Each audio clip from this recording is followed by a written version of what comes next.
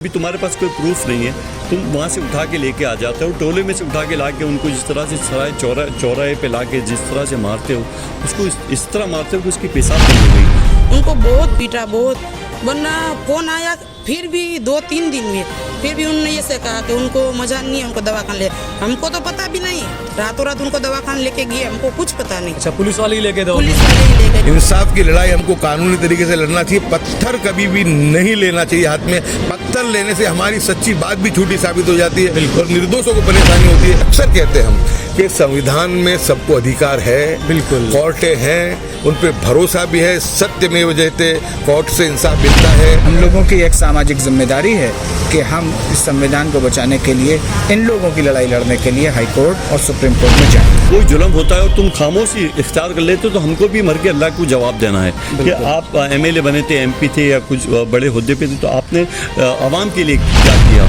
सच्ची बात लोगों को बताते हैं। तो मैं आपकी चैनल को भी बहुत मुबारकबाद देता हूँ कि सच्ची बात बताने वाले बहुत कम लोग हैं, लेकिन सर भाई आपकी टीम को और आपको मैं खूब मुबारकबाद देता हूँ कि आप सच्ची बात बताते हैं। आप देख रहे हैं देश लाइव, देश की आवाज।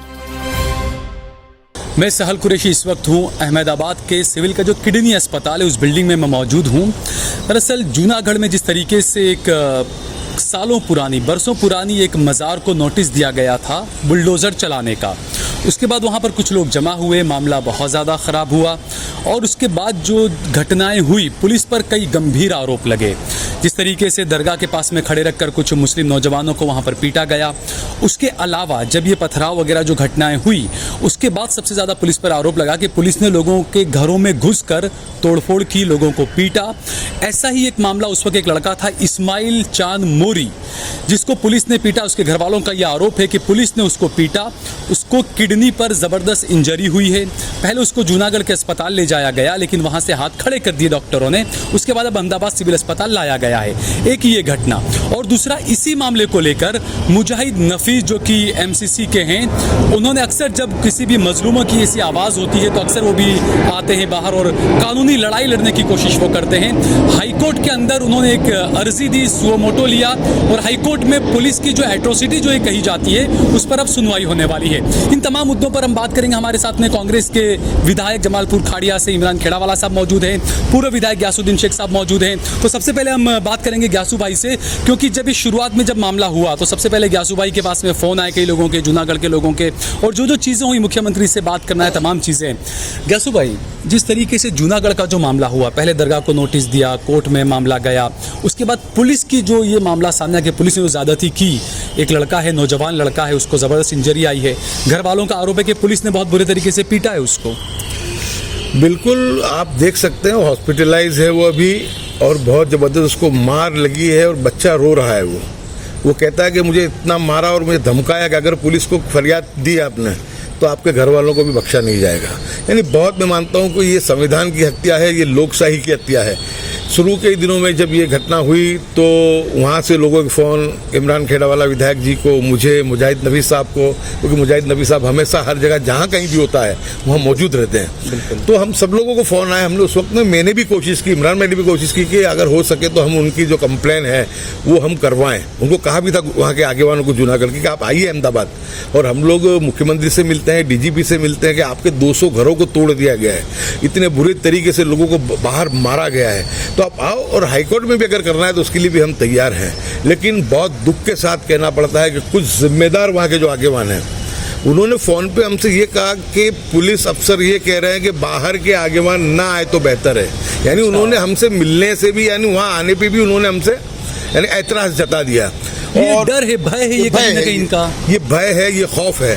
और उसके बाद जब ये मामले के अंदर एक दूसरे बंदे का फ़ोन आया वहीं से, क्योंकि बहुत दुख से कहना पड़ता है कि जब कोई ऐसी एट्रोसिटी की घटना होती है तो समाज के लोग जो है, समाज के दानिशमंदों के पास, पढ़े लिखे लोगों के पास, मुजाहिद नफीस से इमरान खेड़ावाला ग्यासुद्दीन के पास नहीं जाते हैं। ऐसे वक्त के अंदर जो बुटलेगर हैं, जो गलत धंधे करने वाले पुलिस के बातमीदार हैं, वो एक दलाल किस्म के लोग वो एक्टिव हो जाते हैं और विक्टिम के जो परिवार है उनको डराते हैं, धमकाते हैं। कोई नहीं आया यहाँ पे, लेकिन मैं लाख सलाम करूँगा मुजाहिद नफीस को कि जिसका नाम ही मुजाहिद है, और उन्होंने सुओ मोटो, जो उनको भी किसी ने साथ नहीं दिया, हमको भी नहीं दिया, उनको भी नहीं दिया, लेकिन उन्होंने सुओ मोटो इंसानियत को बचाने के लिए, संविधान को बचाने के लिए, अन्याय के खिलाफ की आवाज़ बुलंद करने के लिए जो काम किया मुजाहिद नफीस ने, मैं मानता हूँ कि गुजरात को एक मुजाहिद नफीस नहीं 100 मुजाहिद नफीस की ज़रूरत है, 100 इमरान खेड़ावाला की ज़रूरत है, 100 गियासुद्दीन शेख की ज़रूरत है, क्योंकि इतने मसले हैं, इतने मसाइल है, हर सुबह एक बुरी खबर लेके आती है, हर सुबह एक नए अत्याचार के समाचार लेके आती है। और ऐसे वक्त में जब तक समाज एकजुट होकर के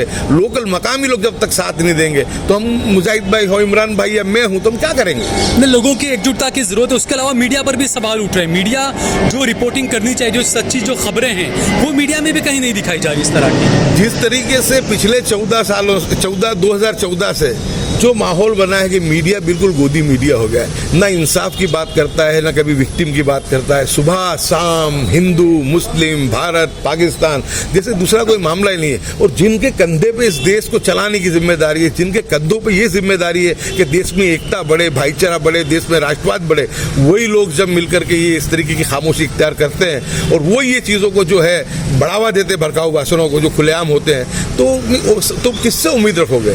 तो हमारे पास अब एक ही उम्मीद है। अक्सर हम कहते हैं, मैं और इमरान खेड़ा और मुजाहिद भाई अक्सर कहते हैं हम कि संविधान में सबको अधिकार है, बिल्कुल, कोर्टें हैं, उन पे भरोसा भी है, सत्यमेव जयते, कोर्ट से इंसाफ मिलता है। हमारे मुजाहिद भाई जब हाई कोर्ट गए, कोर्ट ने 28 तारीख की मुद्दत दी और हमको पूरा हमारी न्याय प्रणाली पे भरोसा है कि जो लड़ाई हमारे मुजाहिद भाई ने ये गरीबों के लिए, मजलूमों के लिए उठाई है, उसमें ज़रूर इन गरीब मजलूमों को इसमें इंसाफ और न्याय मिलेगा। ठीक है, हम इमरान भाई से ही बात करेंगे, विधायक साहब से, लेकिन उससे पहले मुजाहिद नफीस से बात करेंगे, क्योंकि किसी तारीफ के मोहताज नहीं। हमने देखा था कि जब मातर में जब पुलिस वालों ने मुसलमान लड़कों को चौराहे पर लाकर जब पीटा था बांध कर, उस वक्त भी मुजाहिद नफीस साहब ने, इमरान भाई ने, यासू भाई ने काफ़ी आवाज़ें उठाई थी और मुजाहिद भाई उस मामले को लेकर भी कोर्ट गए थे और कई पुलिस वालों के खिलाफ कार्रवाई की बात भी सामने आई थी। मुजाहिद भाई, जिस तरीके से जो मामले हो रहे हैं, आखिरकार आपको भी ऐसा नहीं होता कि जिनके साथ में हो रहा है वो तो कोई आगे ही नहीं आता, या अपना हमको खुद को बेदार बन के जाना पड़ता है? देखिए, जो पीड़ित है वो कमज़ोर हैं, गरीब हैं, उनके अंदर शिक्षा की कमी है। ऐसे में उनका पुलिस के द्वारा डराया जाना एक सामान्य बात है। हमने सारे मामलों में देखा है कि पुलिस ने बुरी तरह से लोगों को डराया। जिन लोगों ने शिकायत करने की बात की, उनकी फैमिली के लोगों को उठा के पुलिस स्टेशन में बिठा दिया कि हम आपको 302, 307 में गिरफ्तार कर लेंगे। तो उनका डर जाना स्वाभाविक है। हम लोग तो अपना फ़र्ज़ अदा कर रहे हैं। ये इस देश के संविधान को बचाने की लड़ाई है। इस मुल्क में कानून का राज रहे, इस मुल्क में सामाजिक समरसता रहे, उसके लिए सभी लोगों को जो भी ये इसमें मानता है उसको आगे आके करना चाहिए। निश्चित तौर पर इन लोगों के साथ जूनागढ़ में एक बहुत भयंकर जुल्म हुआ है। अगर आप देखें तो एक भाई हमारा यहाँ पर बहुत बुरी तरह से चोट लगी है, उसमें एडमिट है, और ऐसे 20 लोग जेल में जो हैं वो हैं, लोगों के हाथ टूट गए हैं। पुलिस ने इतना डरा दिया है कि वो लोग शिकायत नहीं कर पा रहे हैं। 10 लोगों ने मजिस्ट्रेट के सामने शिकायत की, उसको वापस करवा दिया गया। ऐसे डर के माहौल में यकीनन जूनागढ़ से तो कोई आदमी पुलिस के खिलाफ नहीं करेगा। तो ये हम लोगों की एक सामाजिक जिम्मेदारी है कि हम इस संविधान को बचाने के लिए, इन लोगों की लड़ाई लड़ने के लिए हाई कोर्ट और सुप्रीम कोर्ट में जाएं। तो कोर्ट के अंदर जो आपने जो पिटीशन की है, कोर्ट के अंदर कल उसी मामले में सुनवाई होने वाली है?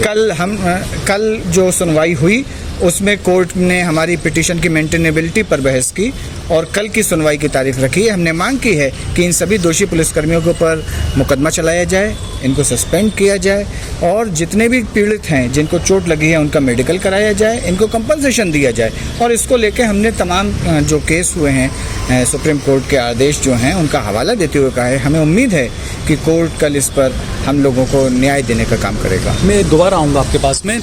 आप जो पीड़ित हैं उनकी बहन है आप? बहन है आप। अच्छा, क्या हुआ था आपके भाई को? क्या हुआ है? पुलिस कब आई थी या क्या क्या हुआ, थोड़ा बताइए। वो तो मुझको नहीं पता, मैं तो गिर में रहती हूँ। वरना हमको फ़ोन आया कि तुम्हारे भाई को ले गए। हम जब पूछपरछ करी तो वो बोले कि वो LCB ले गए।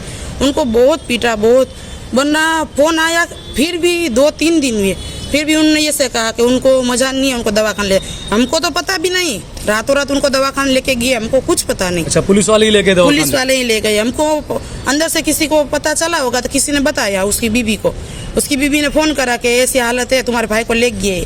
हमने जूनागढ़ पूछपरछ करी तो कि वो राजकोट ले गए। राजकोट पहुंचे तो कि उनको अहमदाबाद लेके जाने का है। तो ऐसा तो क्या हुआ है? कहाँ चोट आई है? क्या लगा है? उनको पैसा भी नहीं आ रही, उनको अंदरूनी चोट लगी है। अंदरूनी बहुत मारा है मैंने उनको। क्या कहा, पुलिस ने मारा उनको, अंदरूनी मारे हाँ, ज्यादा वो लगी? पहला वो डरा हुआ था, फिर हमको सबको देख उसको हम हिम्मत आ गई, और वो कह रहा है कि मैं बयान दूंगा। अब कह रहा है बयान अब दूंगा।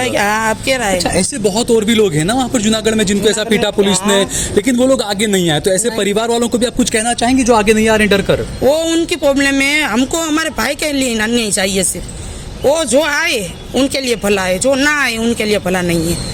आपको आगे आना है, आपकी मर्जी, हम आगे आए हमारे भाई के लिए। ठीक है, अब मुजाहिद भाई आप जैसे मिलकर आए अंदर, जिसको चोट आई जो व्यक्ति है, क्या डॉक्टर ने क्या कहा, क्या चोट है? क्योंकि अक्सर ये देखा जाता है कि पुलिस वाले लाते घूसे मारते हैं, डंडे मारते हैं, बिल्कुल, तो ये क्या मामला है? इसी तरह उसको का पेशाब नहीं आ रहा है, इसका मतलब उसके गुप्त अंगों के ऊपर चोट मारी गई है। डॉक्टर से बात नहीं हुई है, लेकिन ऐसा लगता है कि उसके गुप्त अंगों में बहुत गंभीर चोट है, जिसकी वजह से उसको अहमदाबाद सिविल में स्पेशल हॉस्पिटल में लाना पड़ा है। अच्छा ग्यासू भाई, जैसे ये जो मामला है जूनागढ़ का, क्योंकि आप तो शुरू से ही आपने मुख्यमंत्री से बात की, डीजीपी वगैरह से बात की, अभी कुछ दिन पहले बरोड़ा के अंदर एक लड़का है, अब्दुल कयूम नाम था उसका, उसने यही जो पुलिस वाले जो पीट रहे थे मुस्लिम नौजवानों को दरगाह के पास में, वो खबर उसने अपने फेसबुक पर पोस्ट की और उसमें ये वर्ड लिखे कि हर जगह पर ये दिखाया जा रहा है, उसने ये वर्ड लिखे।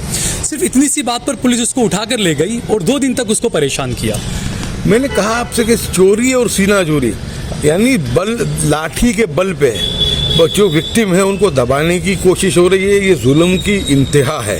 और ये से बना, इससे जो इंसिडेंट्स रोज सामने आ रहे हैं, बोटाद का प्रकरण भी हमारे सामने आया था, अभी सावरकुंडला का भी हमारे सामने आया था, लेकिन ये रोज की घटना है कि पुलिस काम भी कर लेती है और उसके बाद उसको बचाने की भी जो है कोशिश करती है, और जो लोग फरियाद कर रहे हैं उनको डराती है, धमकाती है और वो फरियाद न करें। अब आप देखो कि जिन लोगों को मारा, जिसमें से एक यहाँ हॉस्पिटल में भी है, उसने पहले कंप्लेन दी थी कोर्ट के समक्ष और फिर बाद में उसने विड्रॉ कर ली। तो मेरी तो ये मांग है कि सरकार को और राज्य के डीजीपी साहब को कि वो जो कंप्लेन की थी उसको वापस से रिस्टोर किया जाए और उसके ऊपर जो है ये डरा के धमका के ये संविधान की हत्या की गई है कि ये जो रूल ऑफ लॉ का खात्मा किया गया है, तो उस फरियाद को उनको कंटिन्यू करना चाहिए। और बहुत खुशी की बात है कि मुजाहिद भाई ने जिसको ये जो यहाँ पर जो हाईकोर्ट में गया और PIL दाखिल की, और जब उनका परिवार है, आप एक महिला है, उसकी हिम्मत देखो, तुम अपने खुल करके अपने भाई के लिए बात कर रही है। इसी तरीके से जितने भी लोग विक्टिम है उनको बाहर आना चाहिए। अगर ये सिलसिला नहीं हुआ, लोग बाहर नहीं आए, लोग अगर अपने संविधान के लिए संवैधानिक तरीके से, गांधीवादी तरीके से अगर नहीं लड़ेंगे, तो मैं मानता हूं कि जुल्म हद से ज़्यादा बढ़ गया है और बढ़ता जाएगा, और आने वाले दिनों में किसी की भी इसमें सलामती नहीं रहेगी। मैं तो आपके माध्यम से समाज के दलालों को, समाज के बुटलेगरों को और पुलिस के बातमीदारों को कहता हूँ, खुदा का थोड़ा खौफ रखो, ईश्वर का थोड़ा खौफ रखो, कल तुम्हें भी मरना है। बिल्कुल। विधायक इमरान खड़वाला साहब हमारे साथ में मौजूद हैं। इमरान भाई, पहले तो ये था कि ग्यासू भाई भी कंधे से कंधा मिलाकर आवाज़ उठाते थे विधानसभा में, अब बाहर जो लड़ाई, विधानसभा के बाहर की जो लड़ाई है वो ग्यासू भाई, मुजाहिद नफीस साहब जैसे कई लोग लड़ रहे हैं। विधानसभा के अंदर आप पर भी बड़ी जिम्मेदारी इन तमाम मुद्दों को उठाकर सरकार के समक्ष लाना। ये चौक्कस मैं आपके माध्यम से लोगों को बताना चाहता हूँ कि अभी तक समझो मुझे गयासुद्दीन शेख साहब विधानसभा के अंदर जब स्पीच देते थे, जब वो बोलते थे, तो इनका पूरी तरह से मैं उनको देखता था और काफ़ी उनमें से मैं सीखता था। इसी तरह से जावेद पीरजादा साहब थे, विधानसभा के अंदर अक्सर जो इश्यू उठाते थे वो बिल्कुल पब्लिक के लिए उठाते थे, इंसाफ के लिए उठाते थे और हर समाज के लिए उठाते थे। तो वो मौका, अब समझो मैं आज विधानसभा में अकेला रहा हूँ, लेकिन मेरे साथ गयासुद्दीन शेख, जावेद पीरजादा, मुजाहिद भाई जैसे और विधानसभा के कई जाने माने लोग हैं जो अक्सर मुझे हमेशा मदद करते हैं, उनका मुझे साथ सहकार मिलता रहेगा। लेकिन आपको ये जो बताऊं, ये घटना जो बनी है, जूनागढ़ की घटना बनी है, बहुत दुखद घटना है ये। और जो पेशेंट जूनागढ़ से यहाँ पे अहमदाबाद की सिविल हॉस्पिटल के अंदर किडनी विभाग में लाए, तो यहाँ डॉक्टर को मुझसे टेलीफोन पे मेरी बात हुई थी, तो उसको इन्हें इंजरी किडनी के विभाग में हुई है, किडनी के हिस्से में हुई है, तो उसकी अभी सारवार यहाँ पर उसकी हो रही है। तो डॉक्टर पूरी तरह से उसको अच्छी तरह से देख रहे हैं, अच्छी इसको ट्रीटमेंट भी दे रहे हैं। तो जो बनाव बनता है, बहुत दुखद घटनाएं बनती है। और जो ये लड़का है इस्माइल मोरी, जिसके लिए यहाँ हम लोग इनकी खबर निकालने के लिए आए हैं, तो सरकार को, डीजीपी साहब को यही कहना चाहता हूँ कि जिस तरह से निर्दोष है, अब उसके पास कोई, अभी तुम्हारे पास कोई प्रूफ नहीं है, तुम वहाँ से उठा के लेके आ जाते हो, टोले में से उठा के ला के उनको जिस तरह से सराय चौराहे पे ला के जिस तरह से मारते हो, उसको इस तरह मारते हो कि उसकी पेशाब बंद हो गई। आज वो सिविल अहमदाबाद की सिविल हॉस्पिटल में उसको एडमिट करना पड़ा, जूनागढ़ में उसकी सारवार पूरी तरह से नहीं मिली। तो ऐसी घटना बनती है, तो समाज के लोगों को मैं कहना चाहता हूँ, और ख़ास करके जिस तरह से जूनागढ़ के अलावा गुजरात के अंदर जहाँ जहाँ ऐसी घटनाएं बनी हैं, हम लोग इंसाफ के लिए लड़ते हैं। हमको इंसाफ के लिए हर सच्ची बात को बोलना पड़ेगा, हम डरे बगैर बोलना पड़ेगा हमको, क्योंकि हम जिस तरह से कोई जुल्म होता है और तुम खामोशी इख्तियार कर लेते हो, तो हमको भी मर के अल्लाह को जवाब देना है कि आप एमएलए बने थे, एमपी थे या कुछ बड़े हुद्दे पे थे, तो आपने आवाम के लिए क्या किया। तो मैं समझता हूँ कि आज पूरे गुजरात के अंदर यासू भाई है, मैं हूँ, और भी बहुत मुस्लिम समाज के बहुत से जो है आगेवान, जहाँ जहाँ ऐसी घटनाएं बनती हैं हम जाते हैं और वहाँ के लोकल लोगों को हम समझाते हैं कि आपको इंसाफ चाहिए तो आपको कानून का सहारा लेना पड़ेगा। बिल्कुल। आप जहाँ तक घर में बैठे रहेंगे तो आपको कुछ नहीं मिलेगा। आपके पास कोर्ट है, संविधान है हमारा, हम हमारे संविधान के मुताबिक हमारी बात को, हमारी लड़ाई को लड़ सकते हैं। तो मैं लोगों को यही खास कहना चाहता हूं कि आपको अपने संविधान के अंदर रह के, संविधान के दायरे में रह के, आपको जो इंसाफ नहीं मिलता वो इंसाफ मांगना चाहिए। अभी भी कोर्टें खुली है, कोर्ट के अंदर हमको चौकस इंसाफ मिलता है। तो और जहाँ जहाँ हमारे डीजीपी साहब थी, ये घटना को हमने डीजीपी साहब को भी बताया था उस वक्त कि जो जूनागढ़ की जो घटना बनी है, डीजीपी साहब ने उस वक्त ही उन्होंने एक परिपत्र भी जारी किया था कि भाई जो पुलिस स्टेशन के अंदर ऐसी घटनाएं बनती है तो ऐसी घटनाएं नहीं बननी चाहिए। जो कस्टोडियल डेथ होती है तो उसके बारे में डीजीपी साहब ने खुद परिपत्र किया था और उन्होंने खुद अफसोस व्यक्त किया कि ऐसी घटनाएं दोबारा नहीं बननी चाहिए। लेकिन उसके बावजूद भी पुलिस शायद मानती नहीं है। मैं वही कहना चाहता हूं कि डीजीपी साहब का परिपत्र था, उन्होंने खुद ने अफसोस जाहिर किया कि भाई ये ऐसी घटनाएं दोबारा नहीं बननी चाहिए। उसके बाद भी ये घटना जूनागढ़ की बनी है। तो मैं जो हमारे डीजीपी साहब है और पुलिस के अधिकारी है, गृह राज्य मंत्री, गुजरात राज्य के मुख्यमंत्री, मैं उनको यही कहना चाहता हूं कि सबको लॉ एंड ऑर्डर को फॉलो करना चाहिए। लॉ एंड ऑर्डर को फॉलो करे, गुनहगार को सजा मिले। मैं चाहता हूं कि गुनहगार कोई भी धर्म का हो, किसी भी ज्ञाति का, वो नहीं छूटना चाहिए, उसको कड़क से कड़क सजा मिलनी चाहिए। लेकिन खाली शक की बिना पे तुम किसी को उठाकर किसी को मारते हो तो ये बिल्कुल व्याज भी नहीं है। वो आपको इनको आइडेंटिफाई करनी पड़ेगा।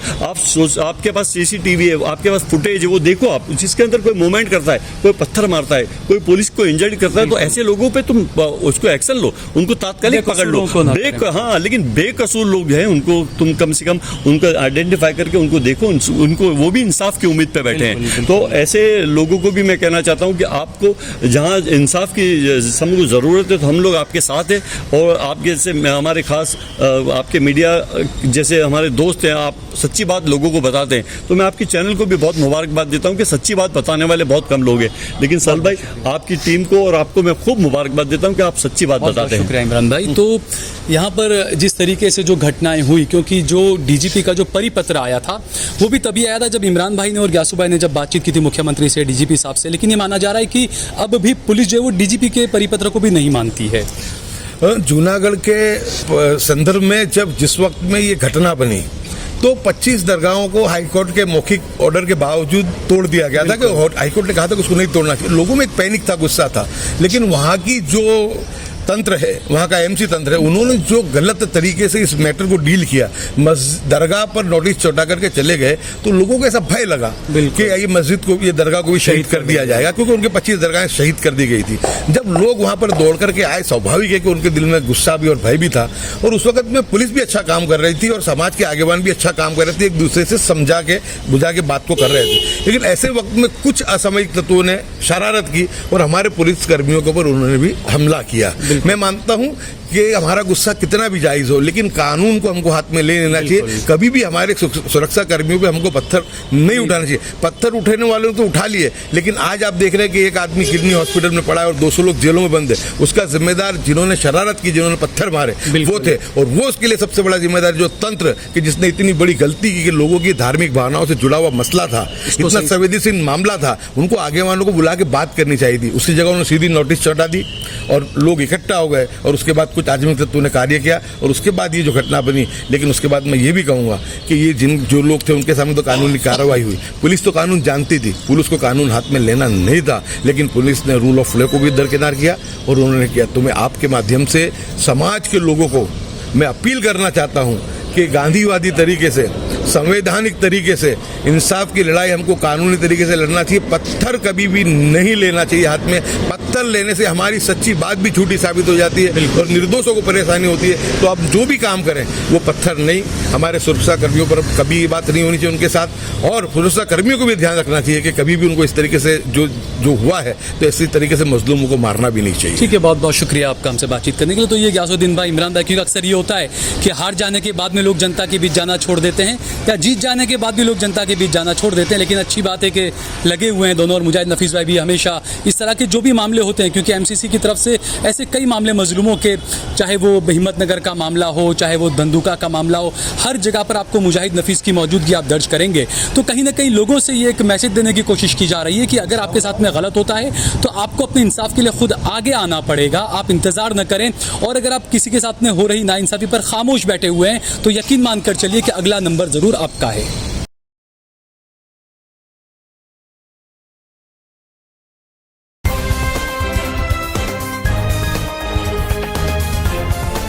देश और दुनिया की तमाम छोटी और बड़ी खबरों के लिए हमारे चैनल को सब्सक्राइब करना न भूलें और बेल का बटन जरूर दबाएं।